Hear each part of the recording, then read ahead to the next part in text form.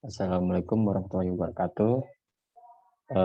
Di sini kami akan mempresentasikan tentang pressure measurement, yaitu pengukuran tekanan dari kelompok 3 pengukuran teknik data akuisisi.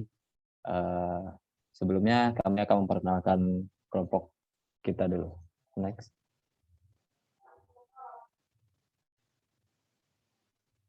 Jadi di kelompok 3 ini terdiri dari beberapa anggota. Yang pertama itu ada Denar Prambana dengan NIM I042040. Yang kedua yaitu ada Dewangga Restu Arya Nugroho dengan NIM I04200441. Yang ketiga yaitu ada saya sendiri, Gema Elwali dengan NIM I042055. Yang keempat ada Hensa Akbar Al-Kausar dengan NIM I042062. Yang terakhir ada Muhammad Bagus Tri Yulianto dengan NIM I04200077. Next. Jadi di materi yang pertama itu akan saya jelaskan, yaitu tentang introduction atau pendahuluan. Next.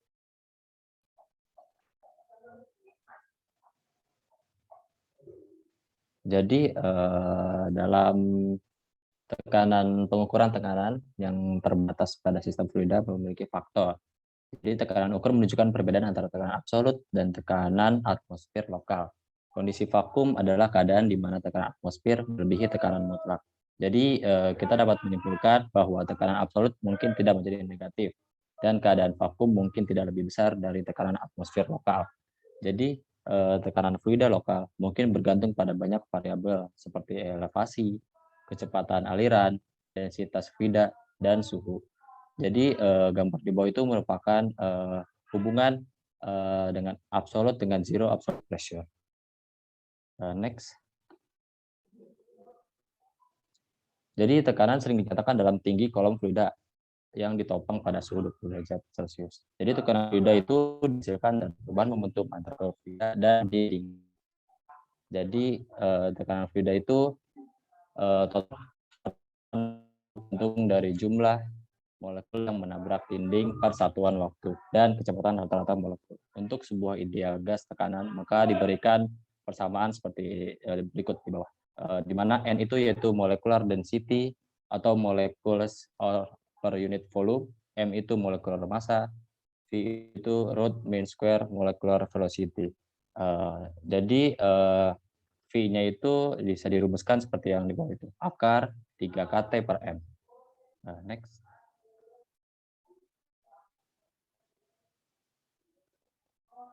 Jadi the main free path atau lambda itu didefinisikan sebagai jarak rata-rata yang ditempuh molekul antara tumbukan.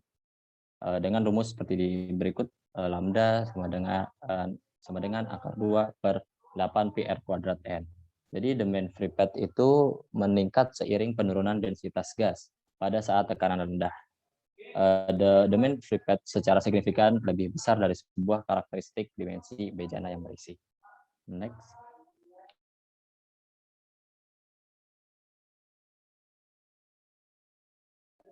Yaitu selanjutnya ada materi yang kedua yaitu dynamic response consideration atau pertimbangan respon dinamis. Next.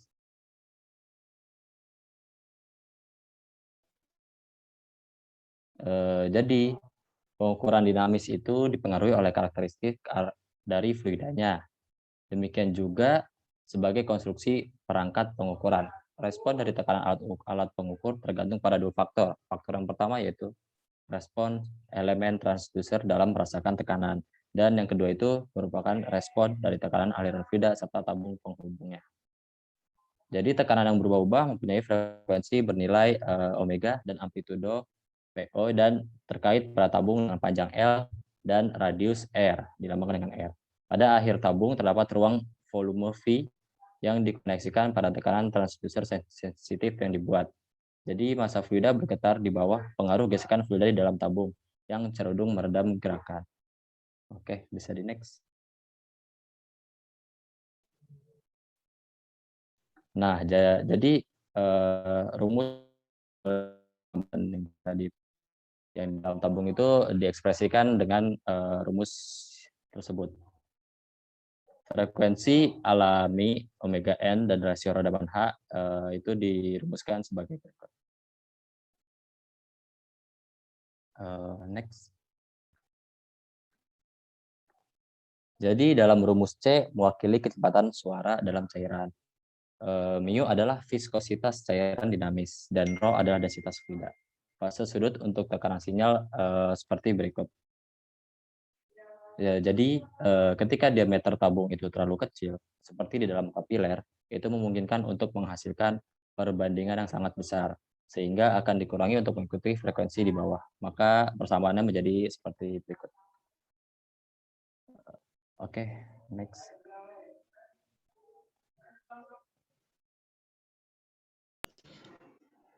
Untuk subbab selanjutnya yaitu mechanical pressure atau measurement device, yaitu tentang tekanan mekanik dan perangkat pengukuran. Next. Di dalam mengukur tekanan ada alat yang namanya itu manometer fluida. Manometer fluida yaitu perangkat yang banyak digunakan untuk pengukuran tekanan fluida dalam kondisi steady state dan kondisi laboratorium. Manometer fluida ada beberapa jenis, yaitu diantaranya tube manometer. Alat ukur tekanan ini terdiri dari air raksa di dalam U-shaped dan umumnya digunakan untuk mengukur tekanan gas. Salah satu ujung dari tabung U dihubungkan ke bidang tekanan yang tidak diketahui dan ujung yang lain dihubungkan dengan sumber tekanan acuan, yang mana umumnya yaitu tekanan atmosfer, seperti pada gambar di samping berikut. Tekanan yang tidak diketahui dapat diperoleh dari ilmu keseimbangan cairan atau fluidostatis dengan membandingkan level dari cairan pada kedua sisi tabung U. Lanjut. U-tube manometer dapat digunakan untuk mengukur tekanan gauge, tekanan ruang hampa, dan mengukur perbedaan tekanan. Alat ukur ini tersedia dalam jenis pemasangan wall mounted dan stand mounted. Kelebihan dari U-tube manometer sendiri yaitu biaya pengadaan awal yang murah, kemudian alatnya sederhana dan handal, lalu akurasi dan sensitivity tinggi. Lalu alat ini sesuai untuk aplikasi low pressure dan juga low differential pressure. Namun alat ini juga memiliki kekurangan, diantaranya yaitu dynamic response rate yang rendah. Kemudian cairan dalam tabung U tidak boleh bercampur dengan cairan yang diukur. Dan juga dapat terjadi kontaminasi antara air raksa dengan uap air, terutama pada pengukuran tekanan rendah. Next. Kemudian jenis manometer yaitu well type manometer. Manometer tipe ini beroperasi dengan cara yang sama seperti manometer U-tube tadi, kecuali konstruksinya seperti yang ditunjukkan pada gambar di samping. Dalam hal ini, keseimbangan tekanan masih menggunakan persamaan yang sama, yaitu P min PA sama dengan G per GC H dalam kurung rho M min rho F. Menunjuk perpindahan ini dengan H aksen, maka H aksen A2 sama dengan H min H aksen A1.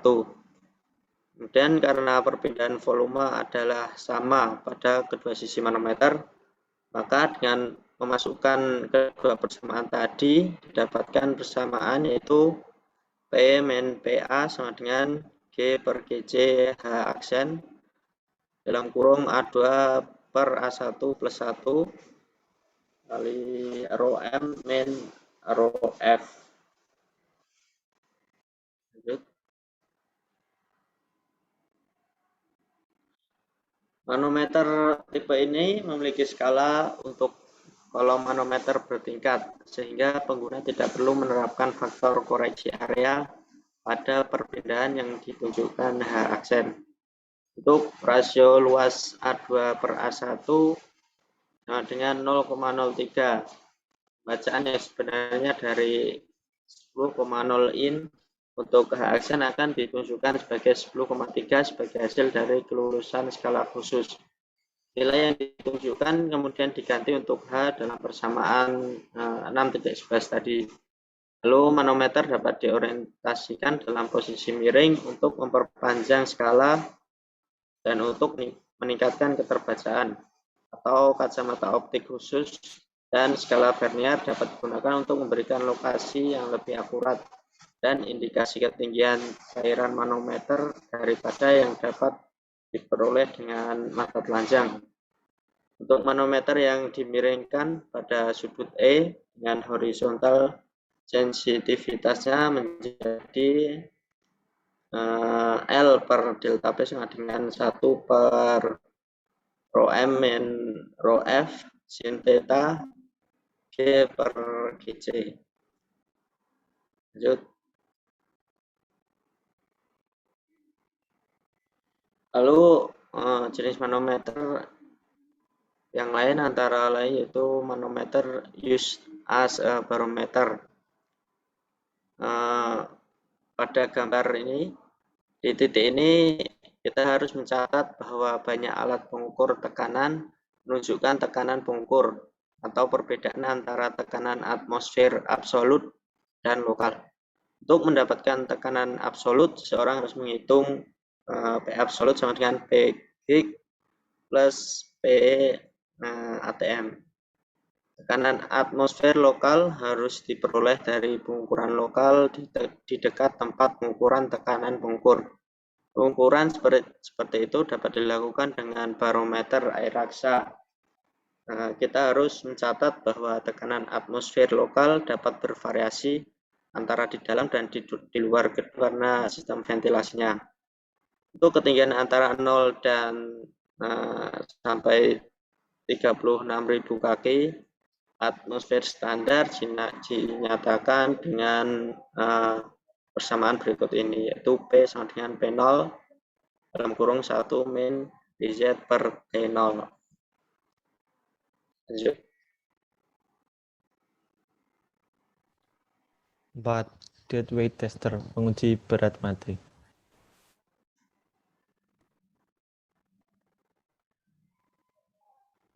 Deadweight tester biasanya digunakan untuk kalibrasi pengukur tekanan karena mereka dibuat dengan akurasi tinggi.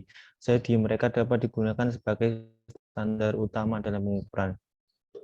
Ada banyak jenis tergantung pada aplikasi dan dioperasikan dengan oli, hidrolik, atau dengan udara pneumatik. Deadweight tester adalah dasar standar primer untuk pengukuran tekanan yang akurat. Disediakan gambar di sebelah kiri yaitu deadweight tester sendiri. Next. Dalam deadweight tester, penerapan penempatan ada bobot padat yang dudukan atau wadah beban adalah bobot referensi yang akan dikalibrasi dan selanjutnya diberi tekanan dengan menggerakkan piston. Ketika tekanan yang diterapkan dan bobot referensi tekanan sama pada kondisi ini, berat referensi akan 0 atau mati. Oleh karena itu disebut deadweight tester. Deadweight tester atau biasa disebut DWT adalah standar kalibrasi yang menggunakan silinder piston tempat beban yang diletakkan untuk membuat keseimbangan dengan tekanan yang diberikan di bawah piston. Rumus untuk perancang DWT pada dasarnya dinyatakan sebagai berikut, yaitu sama dengan F per A kali P A. Next. Kelebihan dari DWT sendiri yaitu sederhana dalam konstruksi dan mudah digunakan. Dapat digunakan untuk mengkalibrasi berbagai alat pengukur tekanan. Tekanan fluida dapat dengan mudah divariasikan dengan menambahkan bobot atau dengan mengubah kombinasi silinder piston.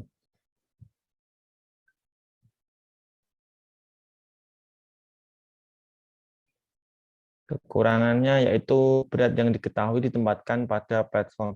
Pada saat mengoperasikan plunger, tekanan beda diterapkan ke sisi piston yang lain hingga cukup kekuatan untuk mengangkat kombinasi bobot piston. Ketika ini terjadi, kombinasi berat piston mengapung bebas di dalam silinder antara batas berhenti. Dalam kondisi kesetimbangan ini, gaya tekanan fluida seimbang terhadap gaya gravitasi dari bobot dari gesekan.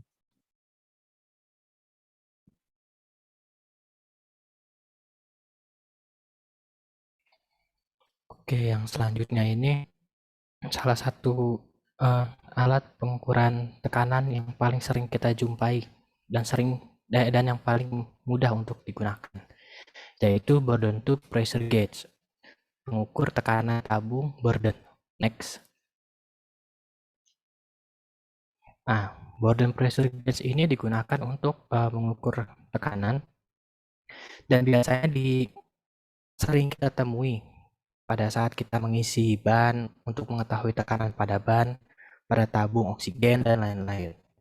Bourdon pressure ini dibagi dua, yaitu ada C-tube, spiral type, dan helical type. Masing-masing mempunyai fungsi yang berbeda dan juga spesifikasi yang berbeda. Next.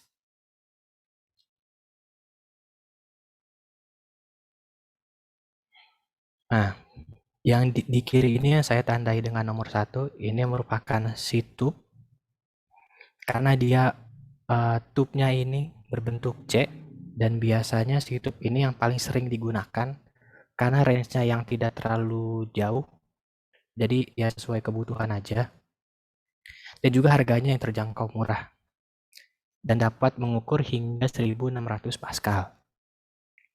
Lalu yang kedua ini adalah spiral tube. Yang ini spiral tube ini lebih mudah, movement sektornya lebih gampang bergerak sehingga dapat mengukur tekanan yang lebih tinggi. Lalu yang ketiga ini ada helical. Yang helical ini juga lebih mudah lagi untuk bergerak ke movement sektornya, maka tekanan yang dapat diukur lebih besar lagi. Next. Oke, sekarang kita masuk ke mekanisme cara kerja dari Bourdon tube. Pertama dari pressure entry masuk kepada Bourdon tube, mengikuti arusnya, lalu sampai di sini karena ini tekanan, dia akan menekan link dan akan melakukan pergerakan, misalkan seperti ini ke sini. Nah, pergerakan ini akan memicu pointernya bergerak sehingga dia akan menunjukkan angka pada dial. Next.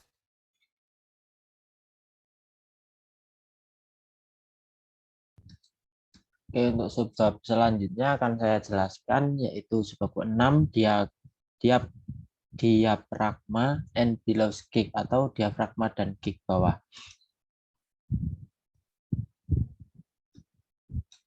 Oke, bisa dilihat pada gambar 6.8, diafragma dan billows gauge mewakili jenis perangkat deformasi elastis yang serupa yang berguna untuk banyak aplikasi pengukuran tekanan.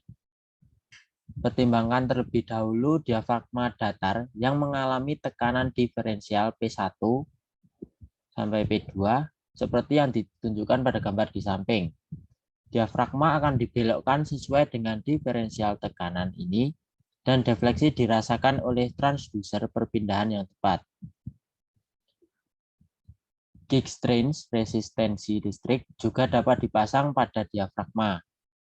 Ditunjukkan pada gambar sebelah kanan, yaitu gambar 6.9, output dari gauge ini adalah fungsi dari strain lokal, yang pada gilirannya mungkin terkait dengan defleksi diafragma dan diferensial tekanan. Baik semikonduktor dan foil grade strain gauge digunakan dalam praktek. Akurasinya yaitu kurang lebih 0,5% dari skala penuh adalah kas. Defleksi pada umumnya mengikuti variasi linier dengan delta P ketika defleksi kurang dari sepertiga ketebalan diafragma.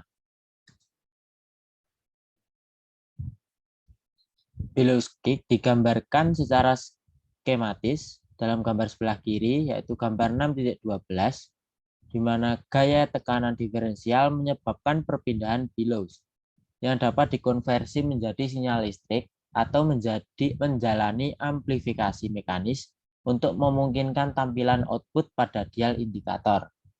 Billows gauge umumnya tidak cocok untuk pengukuran sementara dikarenakan gerakan relatif yang lebih besar dan massa yang terlibat. Gauge diafragma di sisi lain yang mungkin cukup kaku melibatkan perpindahan yang agak kecil dan cocok untuk pengukuran tekanan frekuensi tinggi.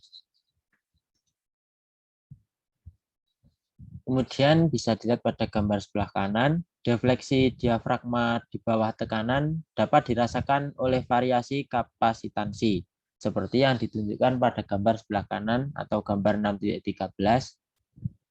Pick up tekanan seperti gambar di sebelah kanan sangat cocok untuk pengukuran dinamis karena frekuensi alami diafragma bisa agak tinggi. Kemudian pick up kapasitansi bagaimanapun melibatkan sensitivitas rendah dan perawatan khusus harus diberikan dalam pembangunan sirkuit pembacaan. Kemudian yang subbab yang ketujuh yaitu the Brickman gauge atau gauge Brickman. Nah, resistansi kabel halus berubah terhadap tekanan berdasar pada hubungan linear seperti persamaan di bawah, yaitu R sama dengan R1 dalam kurung 1 plus B delta P. Pengukur ini dapat mengalami penuaan selama periode waktu tertentu sehingga diperlukan kalibrasi berulang. Jadi tidak hanya satu kali. Kemudian kawat resistansi itu sendiri dapat merespon ke variasi dalam jangkauan megahertz. Tentunya, respon frekuensi keseluruhan dari sistem pengukuran tekanan akan dibatasi pada nilai yang jauh lebih rendah karena respon akustik dari fluida transmisi. Untuk subbab selanjutnya akan dijelaskan oleh teman saya.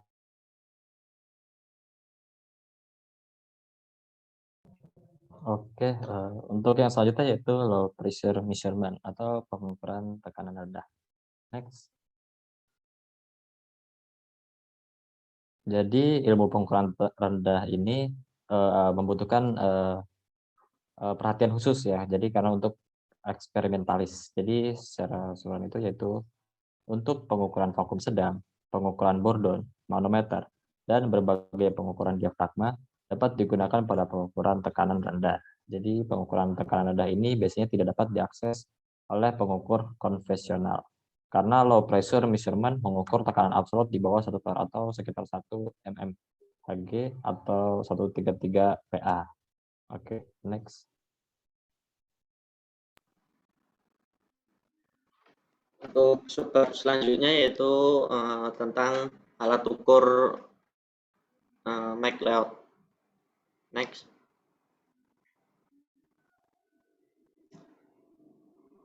Alat ukur McLeod yaitu adalah alat ukur tekanan rendah atau vakum di mana tekanan di bawah 10 Magnitudo 4 Torr yang bekerja berdasarkan tinggi kolom cairan. Alat ukur ini sering digunakan sebagai kalibrator alat ukur tekanan vakum lainnya. Next. Prinsip kerja alat ini yaitu alat ini mempunyai dua kaki, di mana pada kaki yang satu terdapat suatu volume yang ukurannya jauh lebih besar daripada volume pipa. Ujung pipa pada kaki tersebut tertutup. Alat ini mempunyai torak atau piston yang digunakan untuk mengatur tinggi cairan di dalam pipa.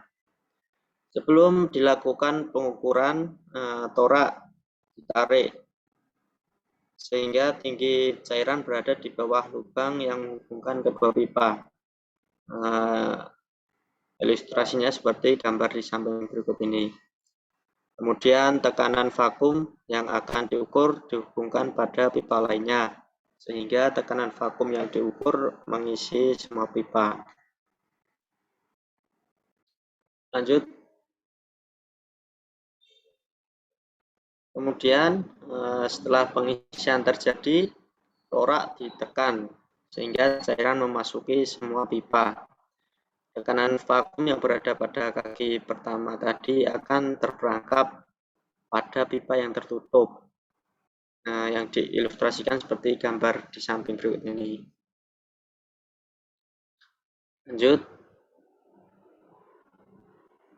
Kemudian torak atau piston terus ditekan sehingga tinggi cairan pada pipa kedua capai skala 0, yaitu sama dengan tinggi pipa tertutup. Tinggi cairan pada kaki pertama akan lebih rendah dari kaki kedua karena tekanan vakum di kaki tersebut akan terkompresi menjadi lebih tinggi dari tekanan vakum yang diukur. Seperti yang ditunjukkan ilustrasi gambar berikut ini. Hukum Boyle yang diusulkan oleh Robert Boyle pada tahun 1662 menyatakan bahwa pada sistem isotermal yang tertutup atau temperatur yang tetap, maka produk dari pressure dan volume adalah tetap. Next.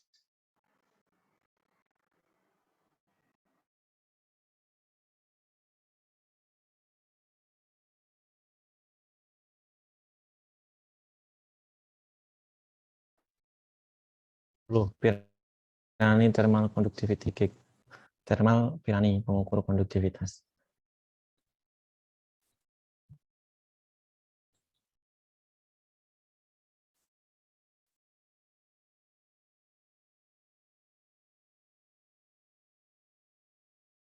Pirani thermal conductivity gauge merupakan perangkat yang mengukur tekanan melalui perubahan thermal konduktansi gas di sekitar filamen.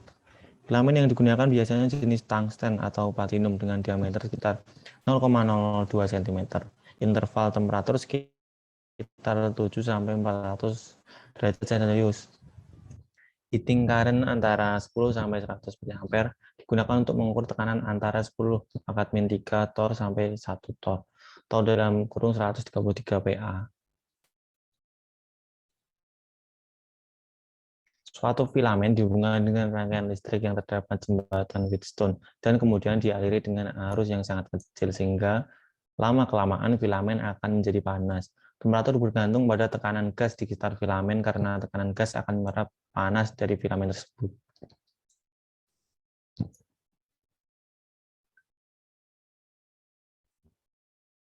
The Knudsen gauge mengukur Knudsen.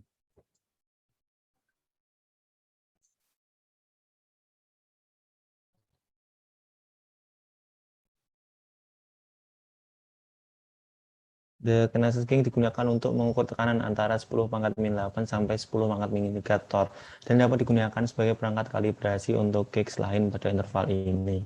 Knudsen gauge lebih cocok untuk mengukur di laboratorium. Ekspresi untuk tekanan gas diturunkan dalam suhu dan gaya yang diukur sesuai rumus P sama dengan 4F TG T min TG, di mana T sama dengan temperatur dari heated place dan TG yaitu temperatur baling-baling pada temperatur gas.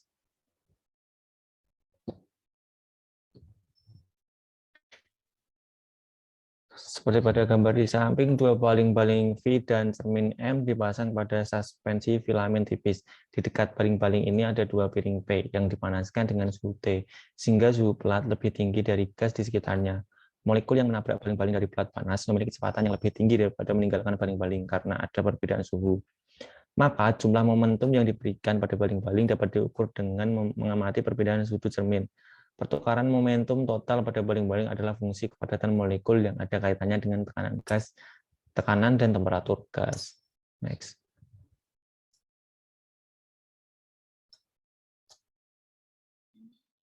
Oke, selanjutnya kita masuk ke the ionization gauge atau pengukur ionisasi.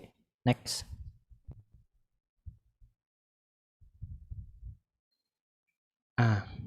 Seperti yang kita ketahui, kita masuk ke subbab untuk low pressure.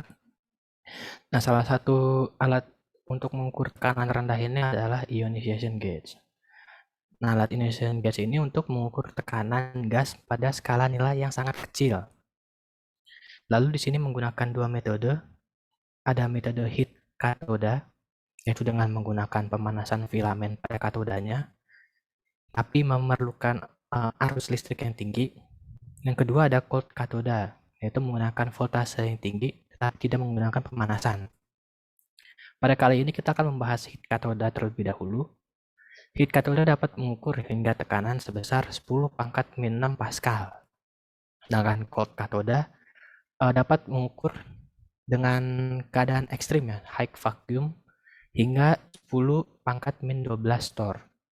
Oh ya, sebagai tambahan, heat katoda ini tidak dapat mengukur tekanan yang tinggi karena dia akan menggunakan pemanasan. Takutnya katodanya atau filamen-filamen itu dapat terbakar. Next. Oke, kita masuk ke skemanya. Kira-kira seperti ini skemanya. Jadi di sini ada vakum, lalu di sini ada katoda yang dipanaskan, maka terjadi ionisasi gas. Nah, gas ini akan berupa elektron ini akan bergerak ke sini dan sini. Nah, maka mengukur tekanannya ini menjadi 1/S dikali IP per IG. IP itu adalah arus di plate dan IG itu adalah arus di grid. Nah, sedangkan S itu adalah sensitivity. Sensitivity-nya ini tergantung dari fungsi gambar mekanismenya serta dari tipe gasnya. Seperti itu. Next. Yang selanjutnya ada alphatron.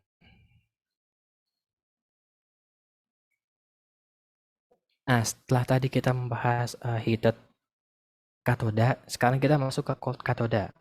Alphatron ini termasuk tipe katoda dingin dengan range pengukuran tekanan yang lumayan besar dan lumayan bisa dibilang luas ya, karena mulai dari 10⁻⁻³ hingga 10⁻³ torr.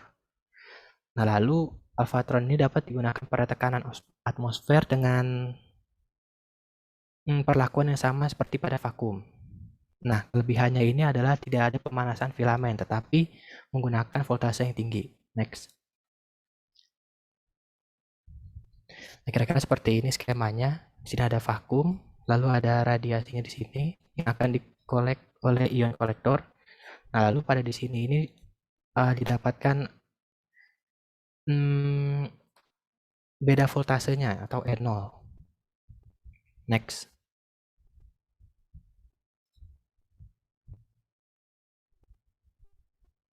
Oke, selanjutnya akan saya jelaskan yaitu subbab terakhir, yaitu ringkasan dari semua subbab di atas. Bisa dilihat pada gambar di samping memberikan ringkasan yang sesuai dari rentang tekanan yang biasanya digunakan dalam praktik. Bisa dilihat pada gambar di samping. Kemudian pengembangan transducer tekanan solid state menggunakan semikonduktor, resonator kuarsa, dan sirkuit terpadu dijelaskan dalam artikel survei ref. Dalam beberapa kasus akurasi 0,001% telah dicapai.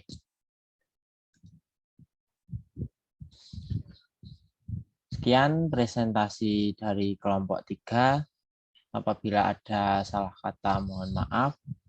Terima kasih. Wassalamualaikum warahmatullahi wabarakatuh. Waalaikumsalam warahmatullahi warahmatullahi wabarakatuh. wabarakatuh.